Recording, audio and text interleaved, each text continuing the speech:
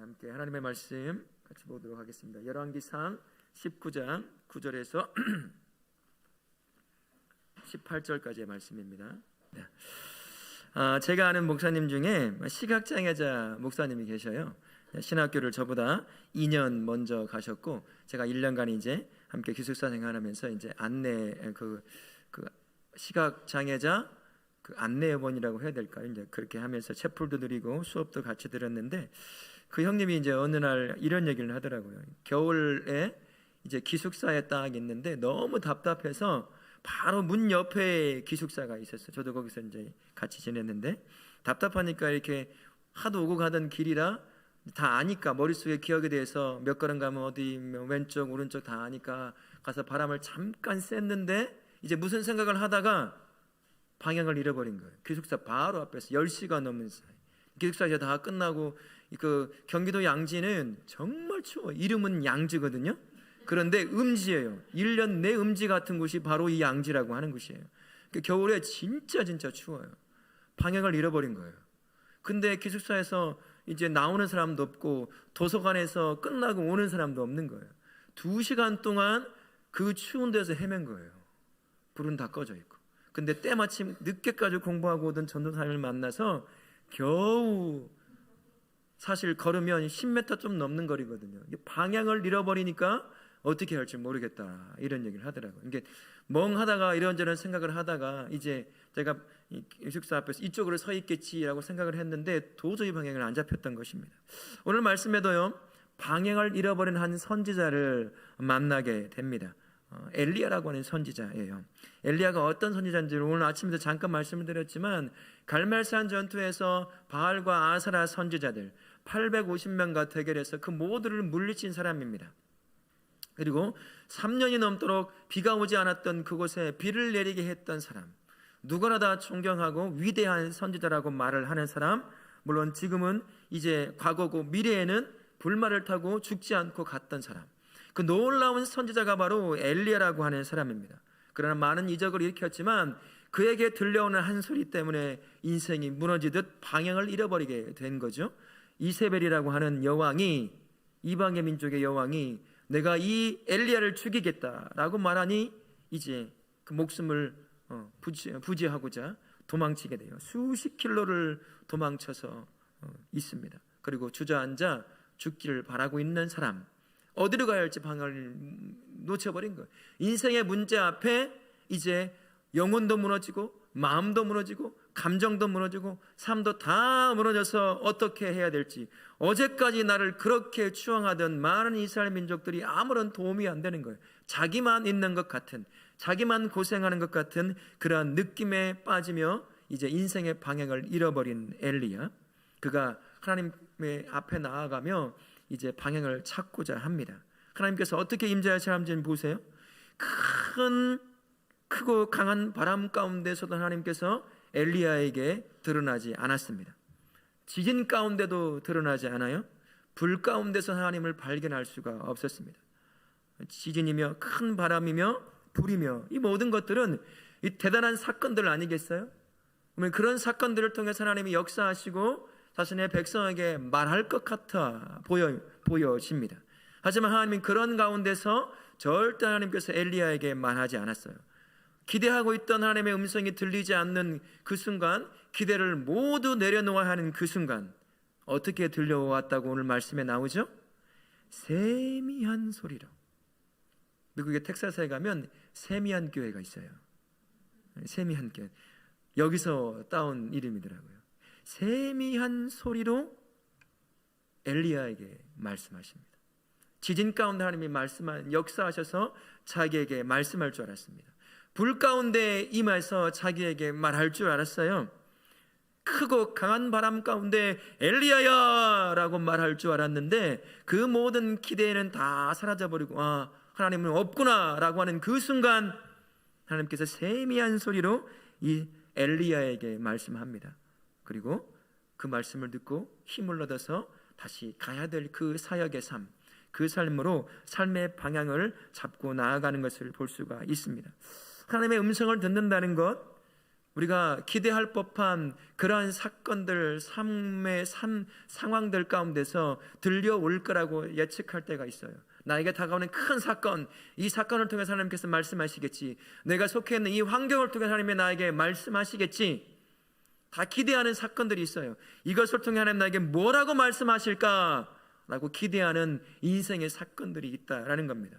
거대한 사건이건 특별한 사건이건 하나님께서 그런 것을 통해서 말씀하실 수도 있지만, 대부분의 성도의 삶에서 하나님이 말씀하실 때는 그런 모든 기대가 다 물거품이 되고 하나님께서 나에게 함께하지 않는다 보다 라고 하는 그 마음이 들 때, 하나님의 음성이 들리지 않는 그때 세미한 소리로 나에게 말씀하실 때가 참 많이 있다라는 거죠.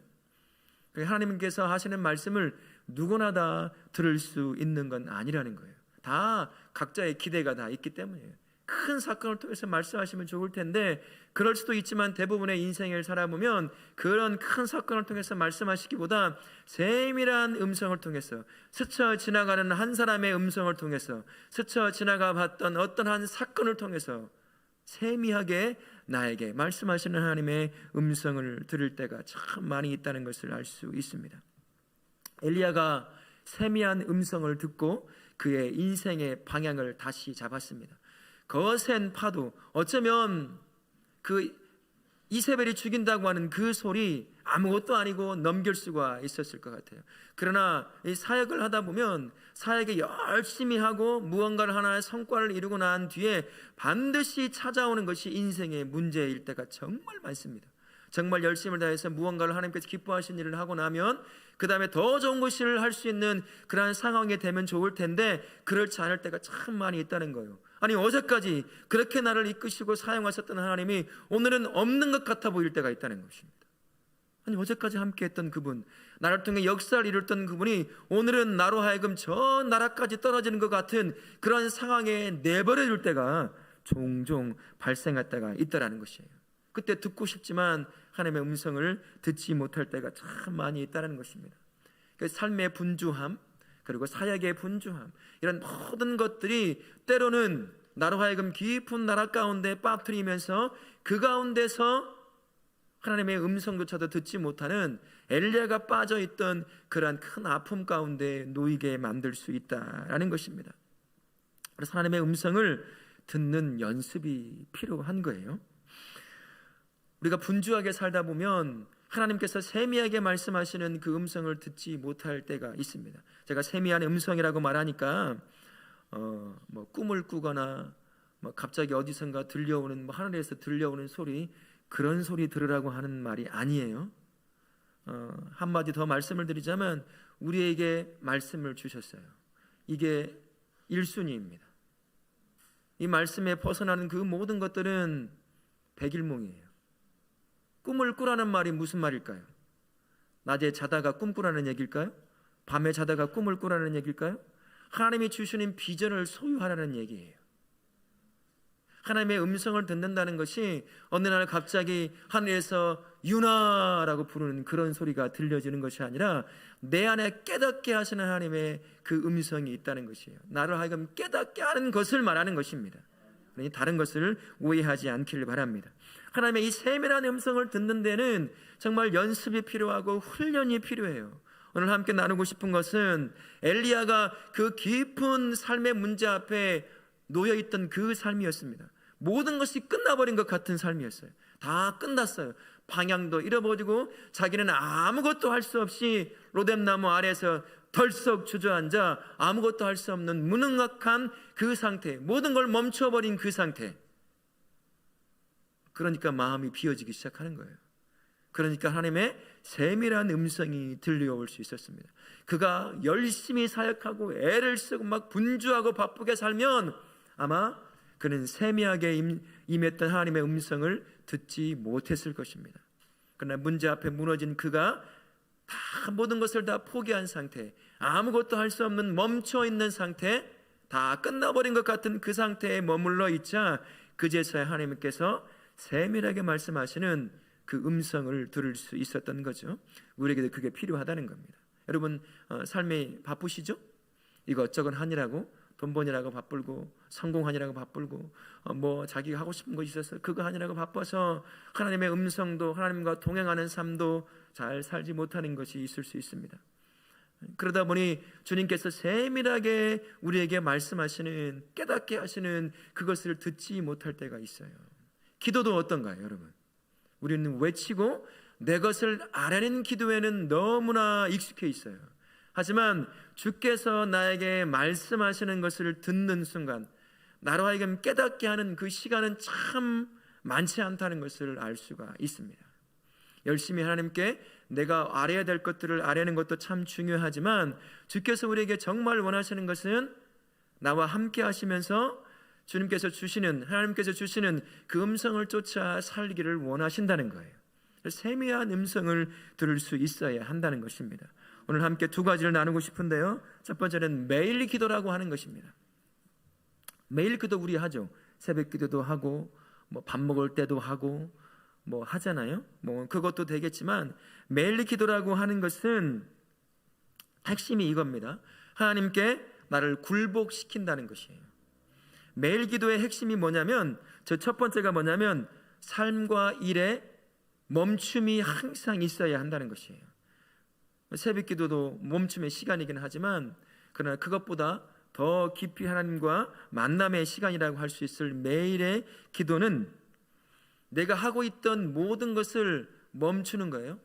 그 시간이 우리는 바쁘잖아요. 근데 그럴 수 하루 온종일 1시간, 2시간 멈출 수 없는데 대략 한 10분, 20분, 한 30분 정도 내가 바쁘게 움직였던 그 삶을 잠깐이라도 하루에 듬성듬성이라도 멈추는 거예요.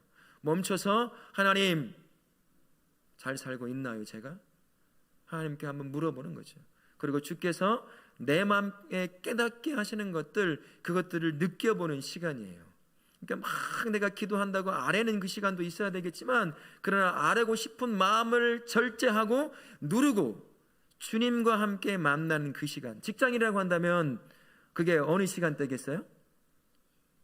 점심시간이나 뭐 이런 시간이 되지 않을까 싶어요. 10분이든 20분이든 다른 사람의 시야가 있어서 좀 부끄럽다고 한다면 자동차에 가서도 해도 돼요. 그 안에서 한 10분 정도 다른 거 다 생각 안 하고 딱 멈추고 하나님과 나와 둘만의 만남의 시간을 갖는 거죠. 막 기도하는 얘기가 아니라 이 시간 나와 이 자리에 임재해 주셔서 주님 나를 만나 주시고 내 안에 감동을 주십시오 라고 조용히 하나님과 만남의 시간을 갖는 것입니다. 막 바빠 죽겠죠. 빨리 가서 이거 끝내고 기도하고 뭐 일하고 해야 되는 그런 모든 것들을 멈추는 거예요. 그냥 멈춤이 핵심인 것입니다. 멈춰서 그냥 잠잠히 엘리야가 모든 것이 끝났다고 여기고 로뎀나무 아래에서 그냥 아무것도 하지 않은 채 주저앉아 있었던 그 모습 그대로 그냥 앉아 있는 거예요. 가만히 이렇게. 그리고 하나님의 임재함 가운데 기다리고 있는 거죠. 그래서 하나님께서 나의 삶을 다스리고 나의 삶을 인도해 가신다는 것을 그 시간, 내가 멈춘다고 세상도 같이 멈출까요? 내가 멈추면 우리 회사가 망할까요? 내가 멈추면 우리 남편 굶어 죽을까요? 내가 멈추면 우리 자식 나쁜 길로 빠질까요? 그렇지 않다는 것을 고백하는 시간이라는 거예요. 10분이지만 20분이지만 내가 딱 멈추고 하나님과 나와 둘만의 만남의 시간을 갖는 거예요. 자동차가 안 된다면 화장실도 괜찮아요. 앉아 있는 거예요. 거기서 그냥. 그리고 조용히 하나님의 임재함을 기다린다는 것이죠. 그리고 두 번째 중요한 것은 집중하는 겁니다. 하나님께 집중을 해보는 거예요. 하나님 속으로 이 자리에 나와 함께 하시면서 주님께서 나의 주인 되심을 보여주십시오. 알게 해주십시오 라고 그렇게 예수님께 집중하는 거예요. 소리 낼 필요도 없습니다. 그냥 시편 37편 7절에 이렇게 되어 있어요. 이렇게 노래합니다. 여호와 앞에 잠잠하고 참고 기다리라. 여러분 기다리는 거 참 힘듭니다. 아무 말도 안 하고 보이지 않는 하나님의 임재함을 느끼고 기다린다는 거 정말 이 귀가 있는 한 눈을 감으면 보이지 않지만 귀는 열려 있잖아요. 여기저기서 소리가 들리거든요. 집중한다는 거 정말 쉽지가 않습니다. 하지만 연습이 필요한 거죠. 또한 시편 46편 10절에도 이렇게 말합니다. 너희는 가만히 있어 내가 하나님 됨을 알지어다. 잠잠히 하나님의 내 인생의 주인 되심을, 내 인생을 이끌어 가신 분이심을 아무 말도 하지 않고 있는 그 순간에 인정해 보는 것입니다. 그래서 하나님과 함께 더 깊은 만남의 자리를 갖는 것이죠. 생각을 집중하고 마음을 집중하고 나의 감정을 집중해 보는 거예요. 짤막한 시간이지만. 그리고 세 번째는 침묵하는 것입니다. 말을 하지 말고. 우리 하나님 앞에 말하고 싶잖아요. 하나님 조용히라도, 하나님 좀 와주세요, 만져주세요라고도 말하고 싶은 것이 우리예요. 그러나 그 말을 하지 말라는 것입니다. 침묵. 입을 다무는 거 정말 어려워요. 우린 기도하면서 소리 내어 기도하고 아뢰 기도하고 하는 것들이 참 익숙해서 눈을 감고 하나님의 인자함을 기다릴 때 자동적으로 말이 나오기 시작해요. 하나님부터 해가지고 주여부터 해가지고 이 말 저 말이 계속 나온다는 거예요. 그 말을 멈추라는 것입니다. 하나님이 말하려고 하는데 주님이라고 말하고, 말하려고 하면 주여라고 말을 하니 하나님이 말할 시간이 없는 거예요. 가만히 멈춰. 이 안에서 올라오더라도, 그리고 주께서 내 마음에 감동을 주시는 것을 그대로 한번 느껴보라 라는 것입니다. 이 침묵에는 두 가지가 있다고 합니다. 고독이에요. 고독이라고 하는 것은 다른 사람들과의 관계를 끊고 그냥 하나님께 집중하는 시간입니다. 그러니까 시간과 장소가 있어야 한다는 거예요. 다른 사람의 방해가 받지 않는 그러한 장소, 그러한 시간이 있어야 되고, 침묵이라고 하는 것은 내 안에서 계속 올라오는 감정과 생각과 말들을 멈추는 것이에요. 그리고 하나님께 집중해서 그분이 내 심령에 뭐라고 말씀하시는지 이제 이런 것을 들어보라고 해야 한다라는 것이죠. 엘리야가 어디에서 하나님의 음성을 들었어요? 불 가운데 들었나요? 지진 가운데 들었어요? 강하고 크게 부는 바람 가운데서 하나님을 만나고 그 음성을 듣지 않았어요. 엘리야가 지쳐서 이제 끝났구나, 아무 말 할 수 없는 상태에 빠져서 주저앉아 있는 그곳에서 아무 말도 하고 있지 않은 엘리야에게 하나님께서 임재하셔서 그에게 말씀하셨다는 거예요. 세밀한 음성으로 말이죠. 근데 우리도 그게 필요하다는 거예요. 고독과 침묵의 연습이 필요하다는 것입니다. 얼마나 많은 말을 하고 사는지 아시죠? 예? 예, 아멘이라고 그러잖아요. 자다가도 입으로 중얼거리는 게 사람이에요. 예? 자다가도 말 중얼거리잖아요. 목련병이 있건 뭐가 있건 간에 잠꼬대를 하든 뭘 하든 입이 있는 한, 살아있는 한 말을 하고 싶어 하는 게 사람입니다. 근데 침묵이 우리에게 그렇게 그래서 어려워요. 그래도 침묵을 해보고 주께서 내 영혼에 말씀하시는 것을 느껴보라라는 것이죠. 그래서 고독과 침묵의 시간을 가져볼 필요가 있다는 거예요. 한번 해보세요. 10분, 20분 아무 말도 안 하고 하나님의 임재함을 기다려보세요. 10분이 1시간 같이 느껴져요. 20분 눈 감고 혼자 아무 말 안 하고 있을 수 없어요. 잠들죠? 무슨 침묵은 무슨 침묵이에요? 고독은 무슨 고독이에요?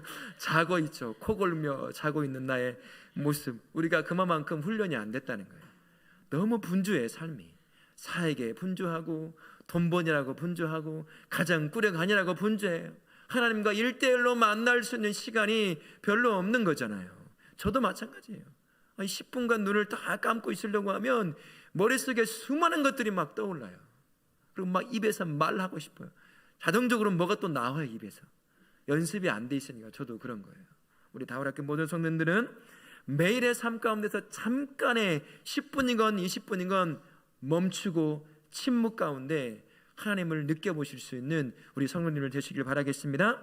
네 번째 한 가지 방법은요, 성경을 읽는데 시편을 함께 읽어보는 거예요. 우리 말하고 싶잖아요.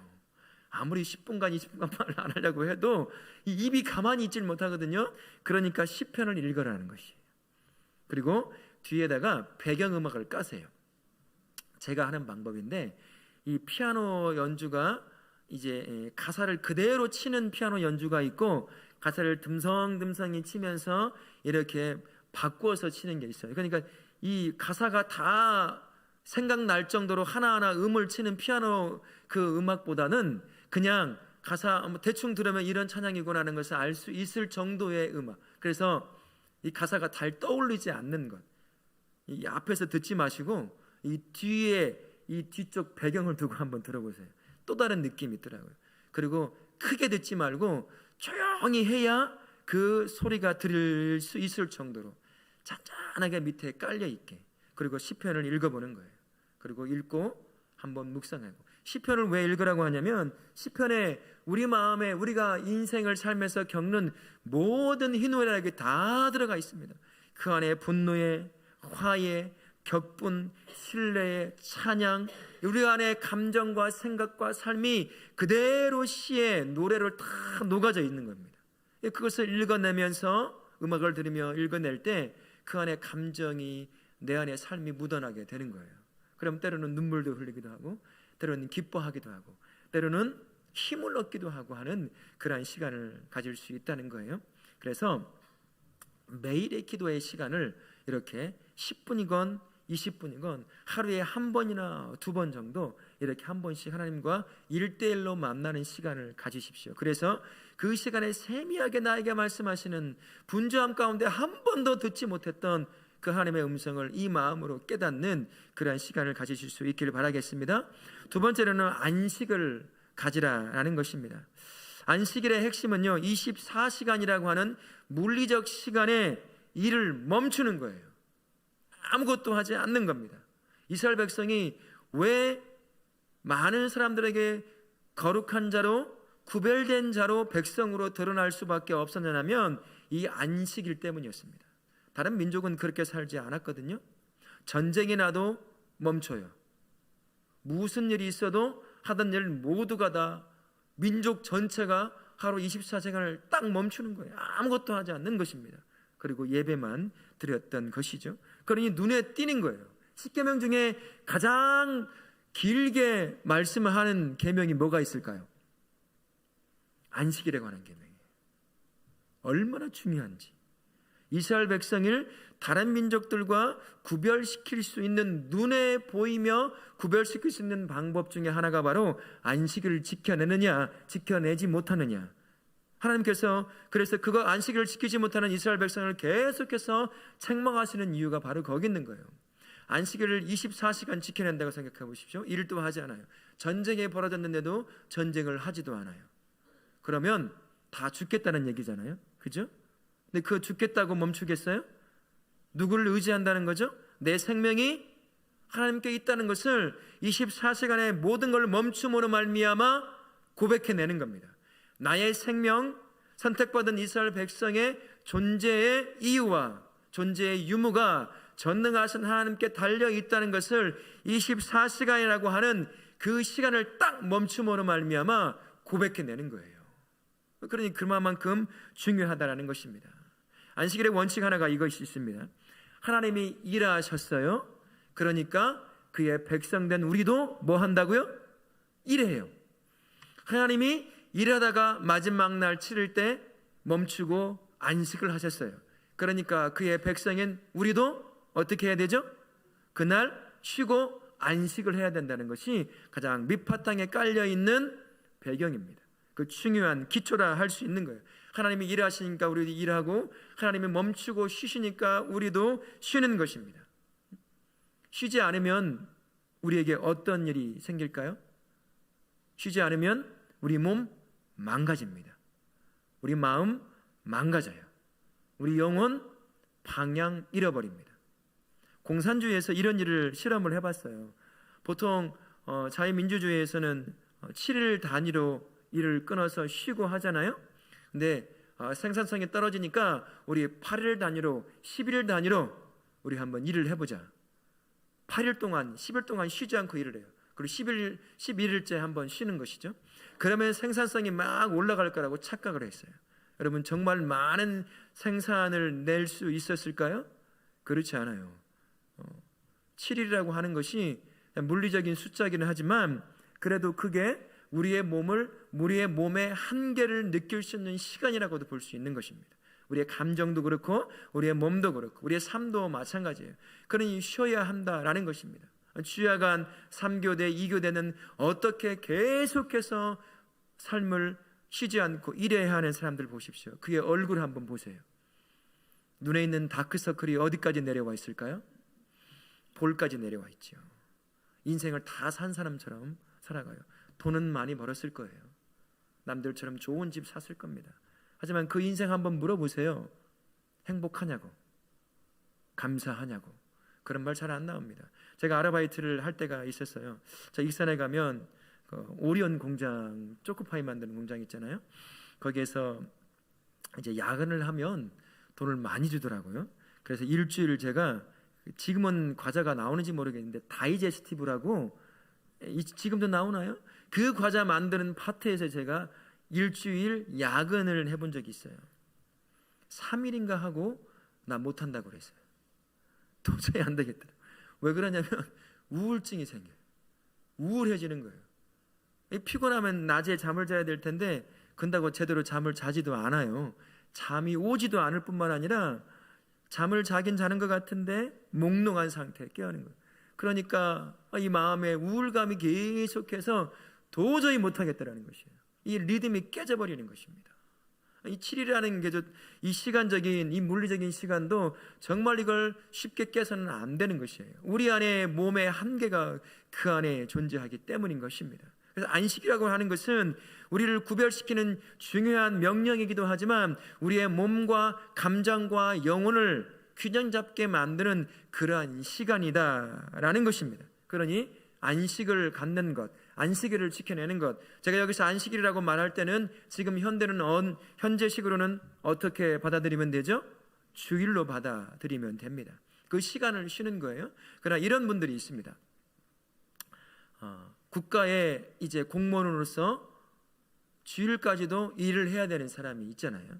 그리고 뭐 그 다음 날 쉰다든지 뭐 특정한 날을 쉬어야 되는 사람들이 있어요. 그런 사람들은 이제 7일이라는 패턴을 다시 만들 필요가 있어요. 그러니까 그분은, 어떤 사람은 수요일 날 쉬게 된다면 수요일이 그가 가질 수 있는 안식의 날인 것이죠.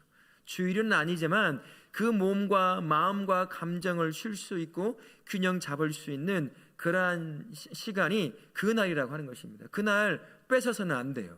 쉬게 해주어야 한다는 것입니다. 그래야 몸이 다시 균형을 잡고 감정이 균형을 잡고 다시 삶의 현장으로 나아갈 수 있게 되는 거예요. 안식이 이렇게 중요한 것입니다. 우리 성도들도 마찬가지로 하나님 앞에 사역을 감당하더라도 이 쉼이라고 하는 것에 대해서 우리가 죄의식을 느낄 필요가 없다는 것이에요. 적당한 선에서 섬길 수 있는 범위 안에서 섬기고 쉬어야 될 때는 확실히 쉼으로 말미암아 이 안에 있는 무너졌던 일주일간에 이것저것 하면서 많이 무너졌잖아요. 감정도 무너지고 영혼도 방향을 잃기도 하고 몸도 피곤에 쪄들어 있고. 그렇다면 어떻게 해야 되겠어요? 쉼을 얻어야죠. 쉬어야 그 다음 하나님께서 허락하시는 또 다른 삶을 살아갈 수 있게 된다라는 것입니다. 안식이 이만큼 중요해요. 그래서 하나님께서 우리로 하여금 이 안식하면서 하나님의 임재함을 경험하라라고 우리에게 말씀해 주고 있습니다. 안식일의 쉼은 어떻게 해야 되냐면 매일 기도와 똑같아요. 멈추는 것이 가장 중요합니다. 이 멈추지 못하는 게 문제인 거예요. 여러분, 열심히 일하는 사람이 주일날 24시간 가게 문을 닫고 직장의 문을 닫는다, 쉬운 일일 것 같으세요? 어려운 일일 것 같으세요? 정말 어려워요. 우리 한국 사람들은 일 중독자거든요. 사람들이 깜짝 놀래요. 여기서 나 부자로 살고 싶다 하시는 분들 미국으로 이민 가셔서 여기서 살던 대로 살아보세요. 3년이면 집 한 채 사고 자동차 한 3개쯤 사서 굴리고 떵떵거리며 골프 치며 살 수 있어요. 3년 여기서 살던 대로 거기 가서 살아보세요. 여기서 3년 살면 살려고 사는 그 삶이 우리를 죽음으로 이끌지만 거기서 살면 다 부자가 되더라고요. 집도 사고 2층짜리 집 사고 뭐 땅땅거리며 살더라고요. 멈춤이 중요합니다. 매일 기도가 멈춤이 중요했던 것처럼 안식이라고 하는 그 자체가 멈춤이에요. 걱정이 되죠. 두려움이 있죠. 우리 학원 다니고 공부하는 아이들, 고3 아이들, 뭐 이런 학생들, 주일날 멈추고 하나님을 예배하고 섬기는 자리에 나오는 것 두려울 수 있어요. 다른 친구들은 어떻게 합니까? 주일날도 학원을 다녀요. 2개, 3개씩. 그리고 공부를 하죠. 근데 믿음 있는 친구들은 멈춰요. 그리고 아침부터 나와서 예배하고 섬김의 자리에 가서 섬기고 이렇게 살아갑니다. 이게 필요하다는 것이에요. 그러면 하나님께서 그의 인생 멸망의 길로 이끌어 가느냐? 그렇지 않다는 것입니다. 주께서 그의 삶의 길로 인도해 가셔요. 공부의 머리는 따로 있잖아요. 공부할 아이들이 있어요.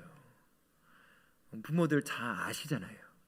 내 아이가 학원을 3개, 4개 보내서 공부 잘할 아이인지, 학원을 5개를 보내건 10개를 보내건 그저 그렇게 공부보다 다른 것에 대한 관심을 갖고 있는지 알아요. 그러나 두려움 때문에 학원을 보내는 거잖아요.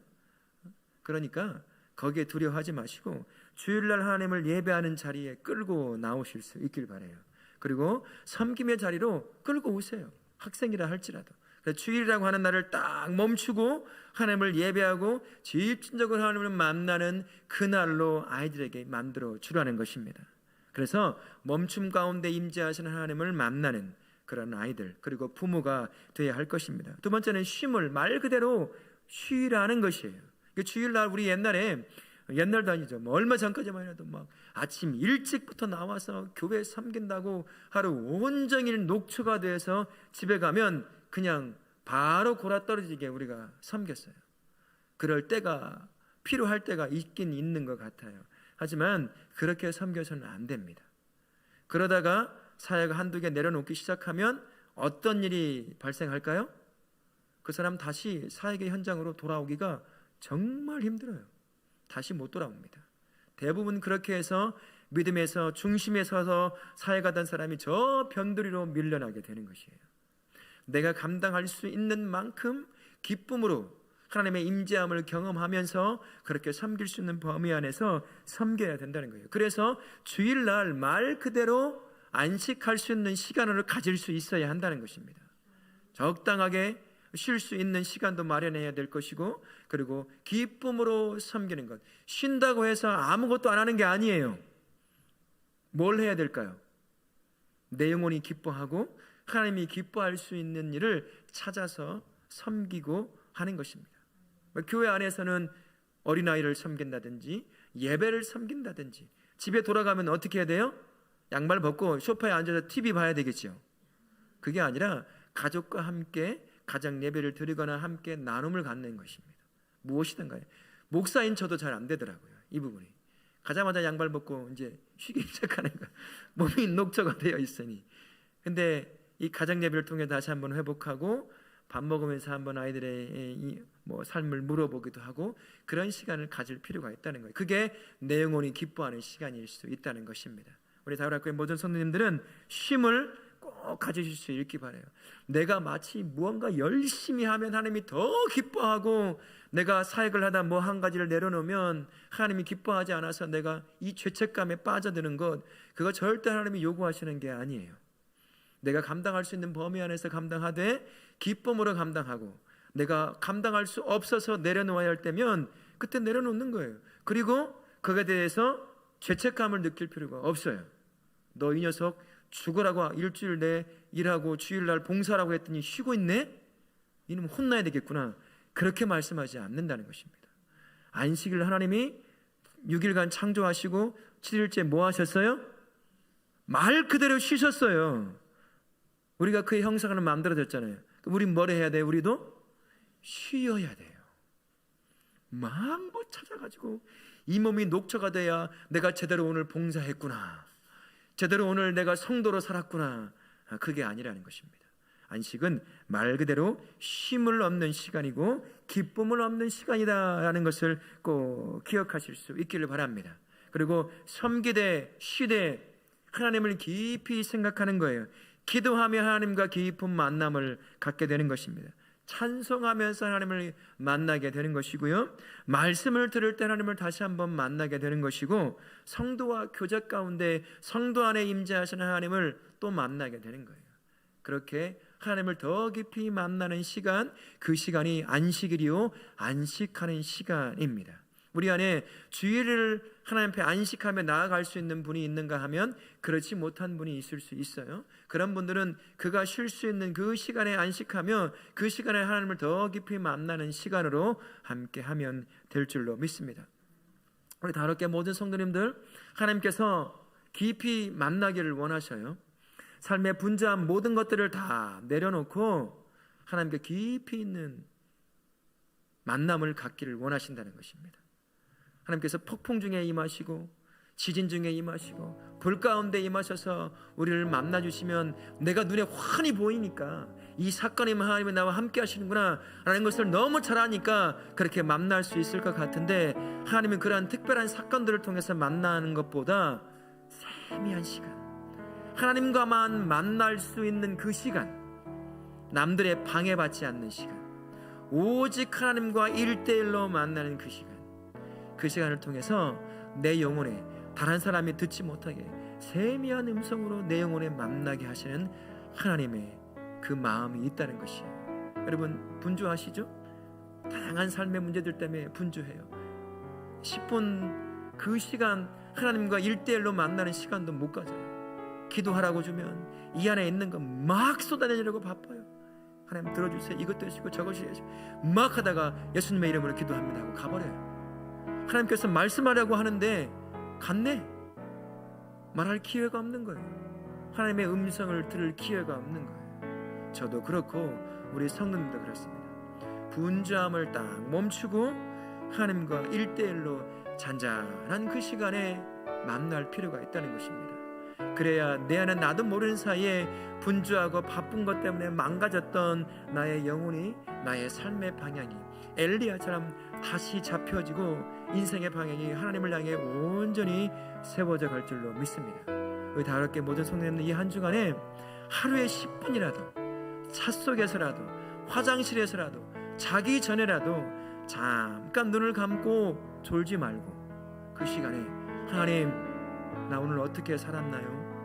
속으로 하나님께 물어보는 거죠. 그리고 주님께서 나에게 뭐라고 말씀하시는지 이 안에 감동을 주시는 대로 그것을 받는 거죠. 어느 날은 아무 말씀도 안 하실 때가 있어요. 여전히 나의 마음속에 이 생각의 분주함 때문에 듣지 못하기 때문일 수도 있습니다.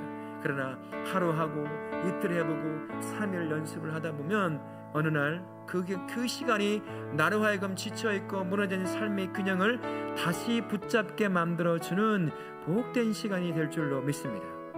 세미한 중에 말씀하시는 그 하나님의 음성을 매일같이 들음으로 말미암아 여러분의 삶의 균형을 바르게 잡으실 수 있는 복된 삶 사실 수 있기를 예수님의 이름으로 축원합니다. 아멘.